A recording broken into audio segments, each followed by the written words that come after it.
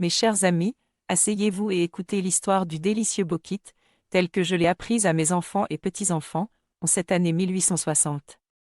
C'était une époque bien différente, où les saveurs étaient préparées avec amour et dévouement. Je me souviens de ces jours lointains à Basse-Terre, en Guadeloupe, où je passais mes journées à créer des plats savoureux pour la communauté. C'était une époque où les rues étaient remplies de marchands ambulants et où les arômes des épices flottaient dans l'air chaud des alizés. Un jour, mon jeune frère Marcel et ses compagnons de travail vinrent à la maison. Ils étaient affamés et me demandèrent de leur préparer quelque chose pour prendre des forces avant de retourner à l'usine sucrière. J'ai regardé autour de ma modeste cuisine, rassemblant des ingrédients simples mais authentiques. C'est ainsi que naquit le pain chaudière. Je me souviens d'avoir pétri la pâte avec mes mains vieillies, y ajoutant une pincée de sel et une touche de bicarbonate pour donner vie à ce pain moelleux et délicieux.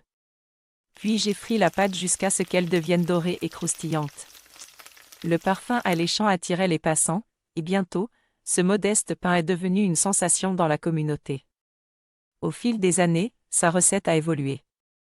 Mathurine Parnasse le transforme en sandwich farci en 1960. Il est appelé John Cake chez nos voisins de la Dominique et de la Barbade. C'était une création humble qui a conquis les cœurs de tant de gens, devenant un aliment emblématique de la cuisine guadeloupéenne. Aujourd'hui, je suis heureuse de voir que le bokit est toujours apprécié, transmis de génération en génération. Il incarne la tradition de la cuisine de notre archipel. Alors, mes chers amis, savourez chaque bouchée de ce délice, et rappelez-vous de l'histoire humble de son origine, racontée par une cuisinière guadeloupéenne.